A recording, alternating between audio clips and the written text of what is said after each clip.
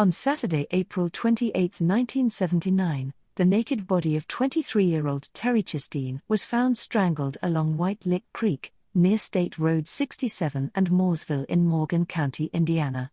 Not far from her were the naked bodies of her 3 young children, Misty, 5, Mark, 4 and Stephen, 3. Terry's hands and feet were bound by material torn from her clothing. Her slacks covered her head and a scarf was wrapped around her throat. An autopsy would later reveal the children were forcibly drowned, their heads pushed into the shallow water until they died. The death of a divorced, single mother and her 3 children shocked the quiet, Midwestern-minded residents of Indiana. Within a day of their discovery, numerous witnesses came forward to report they saw a red and gray truck decked out for construction work, near the area where the bodies were found on Saturday morning. Getting into the truck, one witness said, was a blonde-haired man. This was enough information to lead them to a young, Indianapolis man with blonde hair and a violent criminal record named Stephen Judy. The 22-year-old denied having anything to do with the murder of the Chasteens, but investigators were positive he was their guy. As they would soon discover, Judy had the kind of past that told them they were on the right track. When he was just 13 years old, Judy posed as a Boy Scout and forced his way into the home of an Indianapolis woman. He then RPD'd her and tried to kill her with a pocket knife, but the blade broke before he could finish. Finding a hatchet, Judy fractured her skull and cut off one of her fingers as she tried to block the blows. He was later caught and sentenced to 6 months in a juvenile detention center.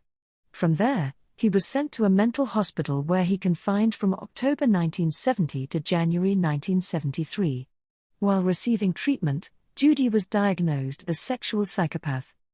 Instead of sending him home, Judy was put into the foster care system and sent to live with Robert and Mary Carr. Although they had children of their own, they were told nothing about his past. Judy went right back to his life of crime. Between 1975 and his arrest in 1979, for one reason or another, he was in jail or prison 44 out of 48 months. Although the allotted time doesn't fit Judy. Judy would later recount his criminal career, saying he had been involved in approximately 200 shoplifting incidents, a like number of burglaries, 20 to 50 robberies, approximately 24 car thefts, and from 12 to 16 sexual abuse. On the morning of her murder, Terry was on her way to work at a supermarket and was taking the children to a babysitter. Sometime before 6 a.m., Judy passed Terry's car on Interstate 465. He then drove alongside, indicated there was something wrong with her tire and motioned for her to pull over. When she pulled over, Judy pretended to help her, then got under the hood of her car and removed the coil wire. When the car wouldn't start, Judy offered to give Terry and her 3 children a ride. Court documents described what happened next. Judy then drove the victims to the location of the killings and pulled his truck off the road. He testified that he directed them on foot toward the creek, and that he sent the children down the path ahead of Terry and him. Judy testified that he then RPD'd Terry Chasteen and bound her hands and feet and gagged her. When Terry cried out, the children ran back up the path to them. Judy stated that the children stood around him and yelled. At that point, he strangled Terry Chasteen and murdered the children and removed their clothes, which were later found downstream. Judy's arrest triggered an emotion-laden outcry and media circus that would last for the next 2 years.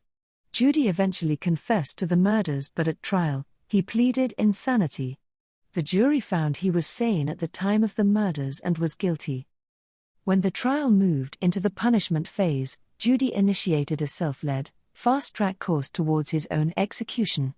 He instructed his attorneys any evidence of mitigating factors. Then, he threatened the judge and the jury and promised to kill again unless they sentenced him to death. "I honestly want you to give me the death penalty because one day I may get out," he said to the trial judge. "If you don't want another death hanging over your head, I think that's the only thing you can do." Then, he threatened each member of the jury one by one, beginning with the foreman. "I know where you live," he told the man, "and I know you have a daughter." The jury of 9 men and 3 women obliged him. All of Indiana hated Stephen Judy, and if there was ever a case in the state's history that merited the death penalty, this was it. According to Betty Nunn, who wrote a book about the case called Burn Judy, Burn, her synopsis describes a narcissist who not only enjoyed the attention he received for committing one of worst crimes in the state's history, but also by how he was able to keep the media attention going. 23-year-old Stephen T. Judy gloried in being the star of television. He loved hearing the sound of his own voice on radio. His name was splashed in dynamite headlines on the front pages of newspapers across the state of Indiana, and it thrilled him. He clung to every word. When he walked, he threw his head back and pranced, like the grand stud of the stable. His deep-set blue eyes danced from side to side, making sure everyone's attention was on him. To achieve his stardom, Judy committed the worst crime Morgan County, Indiana, had ever known. He beat, RPD and strangled to death a young mother, and then drowned her 3 small children. When he was apprehended, reporters and TV news crews began following him around like he was the second coming of John Dillinger, a man Judy was said to have idolized and historically the state's most notorious criminal. But even Dillinger, the bank-robbing 1930s FBI public enemy number 1, was never accused of such heinous crimes. Judy was able to halt his automatic appeal, and his march toward the electric chair continued. There were no delays, no court filings, no last-minute stays of execution, no decades on death row. It took just 2 years. His Monday, March 9, 1981, execution date came quickly, and in the days leading up to it, made news around across the country. He was famous, and the case became one that was more about him than it was the victims. He was even quoted as saying he had no regrets for murdering a young mother and her children during a press conference held on March 6.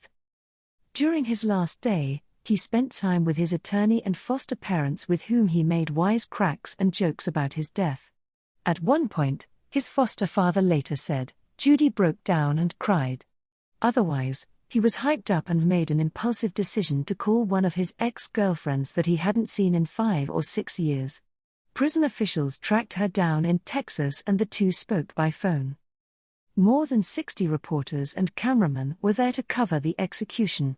Judy would be the first man executed in Indiana since 1961, and since the state reinstated the death penalty following the United States Supreme Court suspension and reinstatement of the death penalty. Judy's manic state ended when he was given an injection of 10 milligrams of Valium. Just after midnight, Judy was strapped into the electric chair, and as the curtain to the witness box was opening, officials placed the black cloth across his face. There were no last words. When Judy was hit with 2,300 volts, his body stiffened and smoke came from the cap on his head. He was declared dead at 12:12 a.m. He was 24 years old. The day after his death, his foster mother told newspapers she was going to sue the state of Indiana, who failed to inform them that Judy almost killed a woman when he was 13 years old. "We were only told that he accosted a woman and had a nervous breakdown," Mary Carr said. "We feel the juvenile authorities had jeopardized our safety. They jeopardized the entire society by putting Steve in our home without making us fully aware of his past and without recommending psychiatric treatment."